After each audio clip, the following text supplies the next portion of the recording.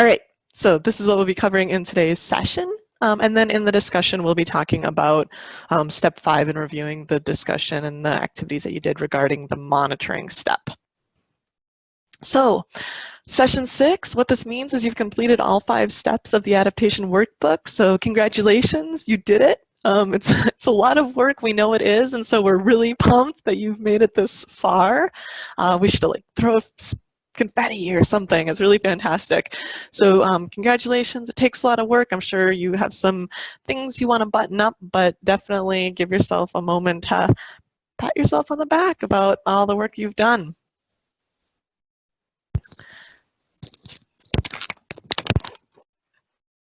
And then, in terms of when the course began, what we really set up was these 5 steps, but really you can boil it down to these 2 questions: is how might climate change affect the resources that I manage, and what management actions can help me prepare for those effects? So at the beginning, I think a lot of people expressed that they weren't really sure about what they wanted to do. There was a lot of questions, a lot of nervousness, but now we're hoping you feel like you've got this. You've really figured it out, and I think people have definitely been expressing that they have a lot better sense of how to deal with these issues, frame questions, and be able to start to identify those actions. So this is really great. Just in terms of, it's nice for us to be able to, say, oh, it's nice you finished the workbook, but, we also have evidence. So one of the things that we did as you started step 1 of the workbook is we asked you some questions, and then we asked you questions after you completed step 4. And so one of these is this idea of identifying viable climate change adaptation strategies that can be adapted, applied to your local area. And so we got people going from a 2 3/4, which is maybe, I think so, to more than 4 in terms of feeling like you can be able to do that. So definitely a big jump in progress. And then we saw a similar trend in the idea of statement, I can translate broad adaptation strategies to actionable adaptation tactics in my area. So we have, again, we can see that you all are feeling much better about your ability to tackle these topics, which is what we look for in this course. And then another big part of this evidence is that you actually have your climate change adaptation plan that's been provided in the adaptation workbook. And so again, that's something that you're going to be able to use either as downloading that plan and providing that, or using it to inform something like a management plan or other document you might be working on. So again, lots of progress, and so good job. It's a lot to do in this course.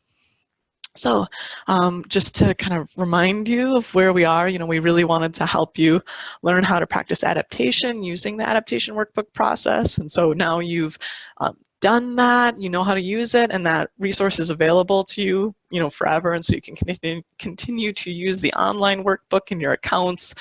Those will persist after the course. You can use other versions of the adaptation workbook. So you have that, and you can go back to it, and even if you just do so in the 5 broad steps and not as much detail. We wanted you to use your expertise and judgment, and you did. You thought about how your place and objectives fit to a particular context, and thinking about how climate change relates specifically to the work that you do. We wanted, you're able to write it down, so now instead of just saying, oh, I'm going to do this particular adaptation action because it sounds cool or it seems like the right thing to do, you have this document that shows the thinking that you did, so you can say, well, I'm taking this particular action because I'm worried about these impacts. And then definitely part of this is creating this community of practice, that even though we're meeting virtually, you have a chance to talk with other people, learn new things, find connections with the group. We've already heard about people meeting in real life, which is really exciting for us to hear about. Some of us have met you in the last couple months in person. So again, you have a broader group of people you can now tap into as well. And not only this class, but people who've taken other trainings from us too. So thanks for joining our cohort. So in terms of wrapping things up, we'll be talking about climate change communication today. We'll use the remaining time for the course to let you finish up your work in the adaptation workbook and then share your story. So again, we'll have the details of what that entails at the end of today's session, but we're definitely in the home stretch. So good job, everyone. And I will stop sharing so Kaylee can kick us off to our next topic. Sure, let me get started. Okay, are you seeing the presentation? Yes, looks good, okay. All right, again, congrats everyone on finishing the workbook. We are gonna switch workbook gears and talk a little bit about climate change communication. So how can you communicate climate change with others, and in that process also communicate parts of your new plan with others? Okay, first of all, awesome for you guys for taking the step and having this course so that you can add climate change into your projects. So you can already pat yourself on the back for the workbook, and you can pat yourself on the back for taking it in the first place. So if as professionals we are integrating climate change into our work, then of course we not only need to understand climate change, but we also want to be able to, communicate about climate change and communicate that information with others. So maybe we need to answer client questions or concerns, or think about drawing in public engagement and support and maybe some new partners. So right now we're going to talk about some tips that can help make climate change conversations go more smoothly. So I would hope and I would guess that most of you in the class are on board with climate change, but what about the rest of the country? So Yale Program on Climate Change Communication, they've done different surveys and studies and found in general 6 different audiences within the whole public audience in the United States that has different views on climate change. And that's these little bubbles at the bottom. So actually most of the population seems to be alarmed or concerned about climate change. So that's a good thing, I guess, that people are aware and concerned about it. So even though it feels like sometimes everybody in the public is like a denier or a skeptic, that's not actually the case. Most people think of climate change as a problem and something they're concerned about. So if you're interested, you can see results from these surveys on the Yale Program for Climate Change website, and that's what this map is showing us here. So you can see the whole country represented and maybe like pick up on some different trends of what's going on in the country. So if you don't want to look at the map, you can also look at their survey questions on these like bar lines, which you just scroll down from the map, and then it has every single question that they answered or they asked people, and so it's split up into different little sections like beliefs and risk perceptions, and this is just a screenshot of that. It's not every single question, so there's more questions. You can get an idea of what people think. This is a screenshot of national, but you can also view by states, metro areas, counties, and congressional districts. So that's what I did here. I looked at where I live in Livingston County, Michigan. I live in Howell, and what they think, and if they're thinking about does global warming harm plants and animals, they're like 62%, which is good. That's better than half, but it's less than the national average. So on these maps, you can pull out counties, maybe somewhere where you live or somewhere where you're going for a talk or doing a project.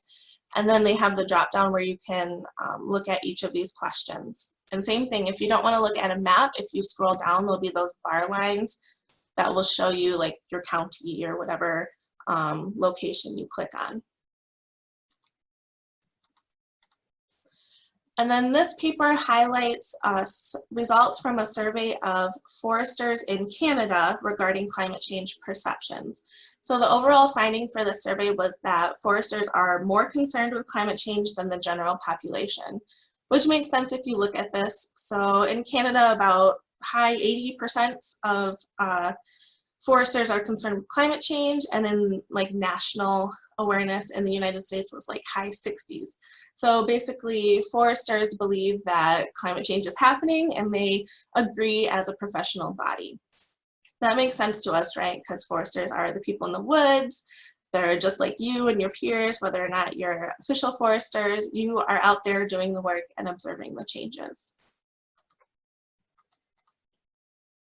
So that gave you a little bit of insight on like an overall general random audience, and then a place where you can learn more about public climate change opinions. So how are we going to reach our audience if we're talking about climate change? So we talked about knowing your audience, right? We want to know our audience, and we can do that as maybe a first step by looking at those Yale program on climate change maps.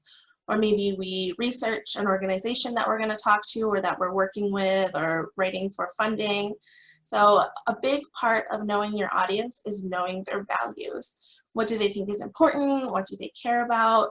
And then obvious but an easy way to learn about their values is by listening to them. So listening helps build trust in you as a communicator and also in your message. People are not going to base their decisions just on climate change. They're going to decide according to their values, so it's important to listen and learn about their values. What are their goals? What are they trying to do in their work? What are they trying to accomplish? So understanding and appealing to those values held by your audience can make it easier for your audience to recognize climate change as a personally meaningful issue and make it easier for you to engage in a useful discussion with them about climate change risks and opportunities for their place. So maybe you're talking to wildlife enthusiasts and you can talk about how climate change is going to affect local birds and migration patterns. Or maybe you're talking to a recreation group that loves winter sports and you can connect winter precipitation predictions to their skiing or snowmobiling habit. So just thinking about what your audience values with each communication opportunity that you have. And then, of course, people value birds and winter skiing, but we can often make pretty good connections when we're talking about self-transcending values. So self-transcending means considering oneself an integral part of the universe. So basically thinking beyond yourself and your own personal desires. It's sort of like more of a community approach and like leaving behind a better future for your children. So this means we want to focus on bigger picture ideas like making changes to build a healthier forest so that we're able to respond to future changes, rather than just emphasizing like a bottom line money approach. You're going to make more money if we do this. That's really only important to like a particular set of people at a particular time. And then we're still on the topic of values and making that value connection with your audience. So if we want to make these local connections, we want to talk about local climate observations and impacts. And talking about these local connections helps reduce the sense that climate change is a distance issue. So the distance comes from 3 different places. We think of climate change as distance in space. It's not happening right here. We think of it as distance in time, so it's not happening right now. And we think about it as distance in a species sense. It's not happening to us as humans. So if we look at our friendly climate change poster child, the polar bear, polar bears are in the Arctic. They're not here with me. There's still ice up there in the Arctic. It's not all melting right now. There's still time. Also, I'm not a polar bear. I don't know any polar bears. I'm a human. So that's kind of this distance issue. And one way to combat that is by introducing those specific local impacts and changes for your audience's place. So that helps kind of close that distance gap and help them move from distant concern about things that are maybe happening to local action, things are happening here. So climate change is not just like sad polar bears that are really far away that we don't really know that much about, but sad. This is how climate change just affects us specifically. So maybe we have warming temperatures and we're going to get more rain events, and those are some specific issues that would affect like our soil in our backyards or our forests or our parklands or something. So when we close that distance with local specific issues, then we can help our audience identify ways that climate change, could change our forests or watersheds and put our communities at risk. Another way to make a more specific connection with our audience is to scale down well-known big disasters into local impacts. So this might seem like a little counterintuitive when we first talk about it, because we're usually told that individual weather events cannot be attributed to climate change, but we can talk about climate changes that make extremes more common and how that affects our communities locally. So we could look at the mechanics behind disasters, such as warm ocean temperatures and hurricanes, and talking about how oceans are projected to continue warming, or maybe thinking about big fires and how warming temperatures are extending fire seasons. So if we talk about these, we can focus on how coming together as a community can help us overcome these big challenges from the disasters and what we can do to lessen the severity of the effects. So this can work really well sort of like at the beginning of your conversation when you're doing an icebreaker and you're like, remember this big disaster that happened, like climate change is going to be doing these things and it'll impact us locally, and sort of kind of bring everybody together. So when we're being specific about our local impacts, we can list them as multiple reasons for our plans. So maybe we want to increase species diversity in our forests and reduce the risks of impacts like pests and diseases and warmer temperatures. Or maybe thinking of like local impacts of disasters, maybe we want to reinforce some kind of infrastructure to reduce the risk of damage from hurricanes and flooding and sea level rise. So this helps show that the benefits of one idea can reduce the severity and the risks of many other different impacts. So we're connecting with the audience, we're learning about their values and their location and specifics, but we do not want to get bogged down in politics. It's pretty easy to say that, you know, climate change is not a political issue, but in reality it's often made into one. But the good news is there are a couple of ways to avoid that and engage with everybody, regardless of what political affiliation they subscribe to. So some of these are things we already talked about. Making local connections to climate impacts can help people across the political spectrum have a greater support for local policy action, so things that are happening locally to them. When we talk about those big impacts like drought or fire and the mechanics behind them, that can also help bridge the divide between people with different ideologies. And then, of course, talking about values and themes that resonate widely with everyone, like jobs and beautiful forests and native wildlife. Those are things that people care about, you know, despite political differences. So along those same lines, if we don't want climate change to be a political issue, then don't use and don't rely on politicians or the media to educate and communicate accurately with people. Instead, we want to use trusted messengers to provide simple, clear messages. So these messengers could be us and you as scientists and people who are doing the work, or we could engage with faith networks or health professionals or other conservation organizations, depending on who our audience is. So we're reaching our audience, we know about their values, we know about their local climate change impacts, but how can we empower them about climate change? And we can do this by focusing on the benefits and solutions to climate change. It's not all doom and gloom, the planet is not on fire. We want to have some more productive and positive messaging. So if we spend too much time emphasizing the fatalistic impacts of climate change, that just makes people feel helpless. So we want to have some positive messages that will help people feel productive, like they can do something about climate change locally. Maybe with warmer temperatures and a change in hardiness zones, we can plant some different species and we can all get excited about that. That can help change our audience, mentality more towards like, I can do it, I can do something about climate change. We want to give people examples, ideas, and steps to make a positive difference for climate change. So either things they do personally or locally that will help empower them to take action. So it might seem kind of overwhelming, like providing ideas and examples and solutions to cultivate that I can do it mentality, but it doesn't have to be complicated. So this is just a quick example. Maybe we're having intense precipitation events and we want to reduce soil erosion through best management practices. So this could be tweaking things we're already doing. It doesn't have to be anything crazy. If we're already doing it, we just need to make a few changes, then we already have that I can do it mentality.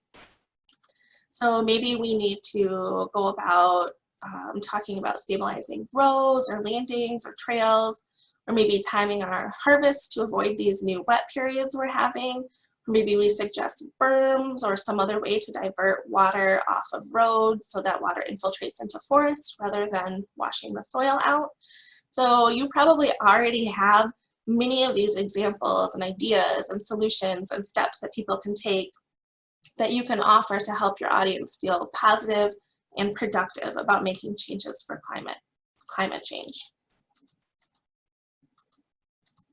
So that was like a quick rundown of some tips that we can have. So you have tips for climate change and you're done with step 5 in the workbook. So now what are you gonna do? Maybe now it's time to start thinking about securing funding for those adaptation plans.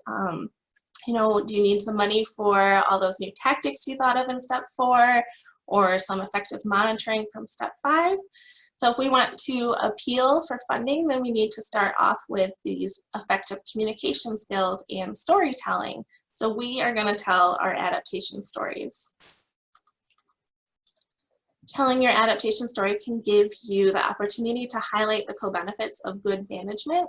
We're managing for long-term benefits, ecosystem function, and a range of future condition, and all of that goes into our climate change adaptation plans. So make your story about the land, about your project, and doing good management and getting that good management done. So we've already hit on this a bunch talking about communication, but in order to tell a good story, you start by thinking about your audience. Think about how your adaptation plan, how you might describe it and communicate it to different audiences, and not maybe like your standard audience that you think of, not just your supervisor or maybe the board members or something. Think about what if you were giving it to a wider community or like a very specific conservation organization or maybe a funding agency. We also want a logical sequence of ideas to connect that series of dots into a coherent story. We want specific details in your story. So include the level of detail necessary to get the point across. You thought through your project, you thought through all of your adaptation options and feasibility, and then back it up with some sound logic and rationale. So include specific details, but don't include every single detail. Like there's no need to overload your story with every single thing that's in your plan.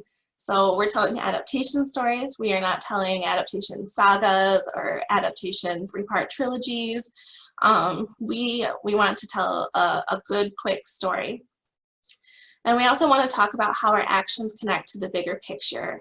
How does what you want to do connect to climate change, connect to those vulnerabilities, and to ecosystem management or conservation?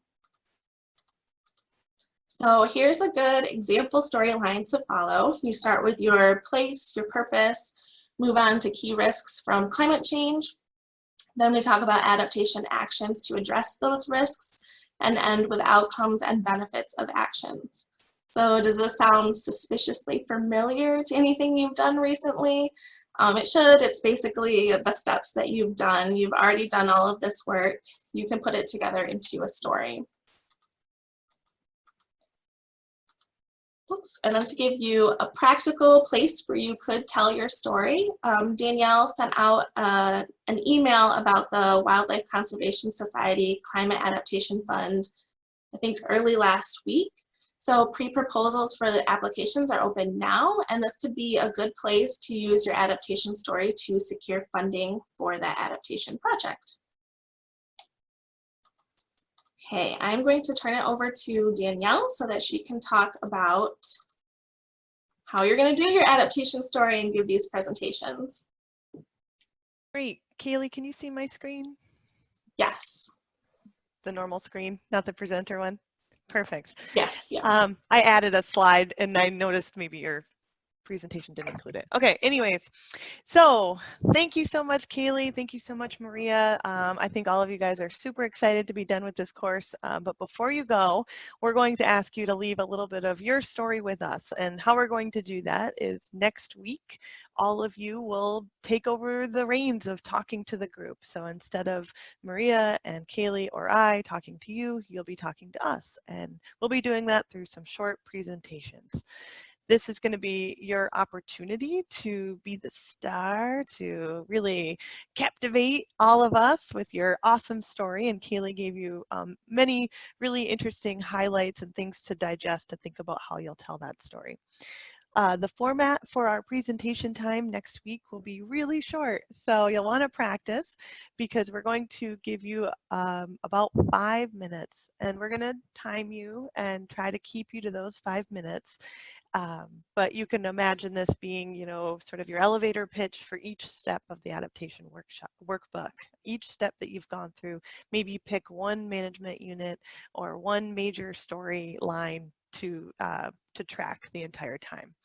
Like Kaylee said, we don't want any climate change saga drama 3-part trilogies, so please simplify as much as possible. We know you are amazing students. We've been looking at your adaptation workbooks. You don't have to prove that to us, but this will just be a really nice opportunity to share a little corner of the work that you've done with the rest of your community. So we want you to be creative.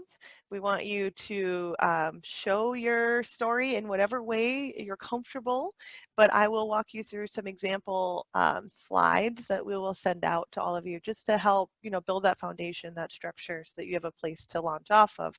But please don't feel like this is the bounds, that you have to do exactly what we're asking you to. We want you to tell the story in the way that we're asking you to, but you're allowed to design your slides in whatever way you're comfortable doing. So let's walk through the slides. The slides I think that they're already included within the adaptation workbook, so you can download them there. We'll send a follow-up email after this lecture to all of you so that you can quickly get to any of these links. But let's walk through them. So slide 1, we will ask you to have a major header on the top that tells us the name and location of your project, but we're really just asking you to set some context. Where is this project? What is it that you're trying to do? Again, for many of you, you have huge projects. Pick a small corner of that project to tell in this presentation. Please feel free to customize this template, but we love to see the key ideas distilled here and you know, really hitting at what are those major management goals or major management topics that you're focusing on in your adaptation workbook. And show us some pictures. We love that. If you don't have any pictures of your site, just Google image search your city and a tree that's common to your project and put it on here. Don't worry, just include attribution and we'll call it good. Okay, so next we're going to ask that you dive into climate change impacts, challenges, and opportunities. This will be a little bit of a hybrid between step 2 and step 3.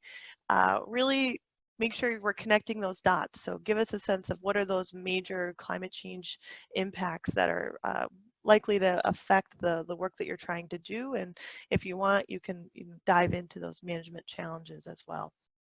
So go into your adaptation workbook, copy, paste, put it on here, but simplify it after you've pasted it. So yeah.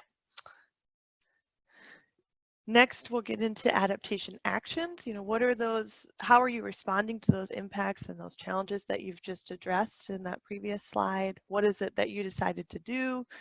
Again, pick a small corner of your project. I know several of you have, you know, many management units and many management or forest types as well, but maybe pick one forest type and then show us a couple of the actions that are associated.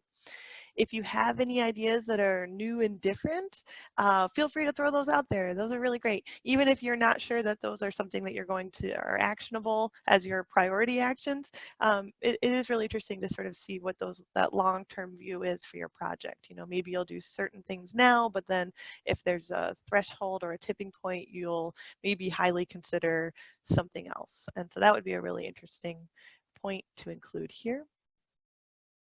And lastly, what are you trying to do? What are the outcomes that you're hoping to achieve through this project?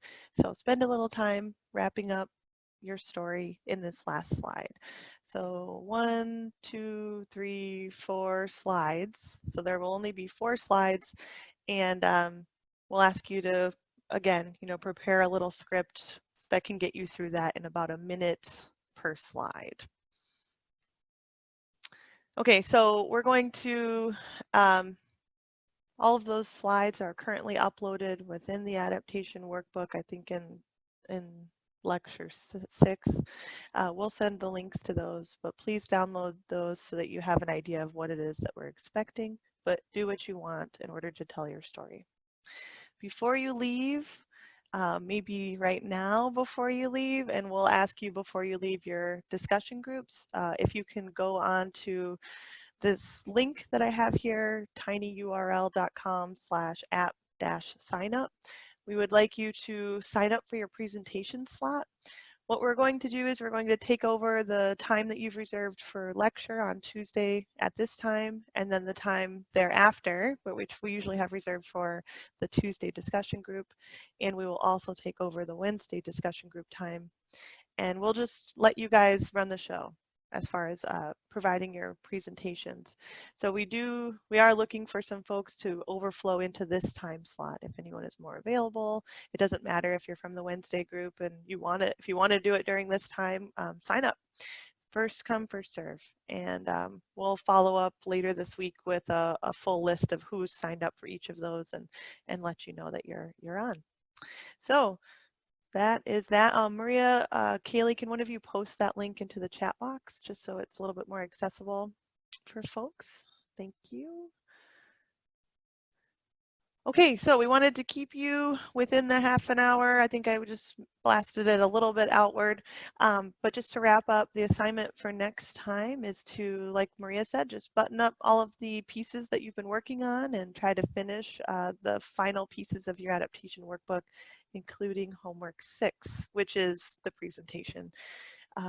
Feel free to, in that homework, you'll be summarizing your project so that we can share it next week with our course participants. And again, find the templates included in homework 6. Also, Kaylee did an excellent job getting you really excited and interested in climate change communication, but there's more to the story, as there always is, and we've included some really neat reading for you guys to check out as well, and you can find that in the Getting Started guide. So please complete all of that by next Monday.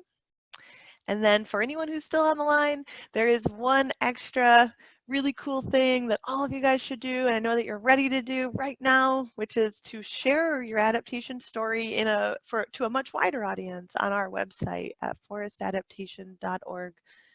And here, if you go to the link on the bottom of the screen, you can start to explore how class participants similar to yourself in previous years have shared their story. It's essentially the same thing you're going to do in your presentation, but you get more words and more time to explain yourself. And we would love to work with you to do that. We have a template that's really simple. You can just copy and paste it from your adaptation workbook into that template, and we can get it online. So we will send a link to that template so you can check it out.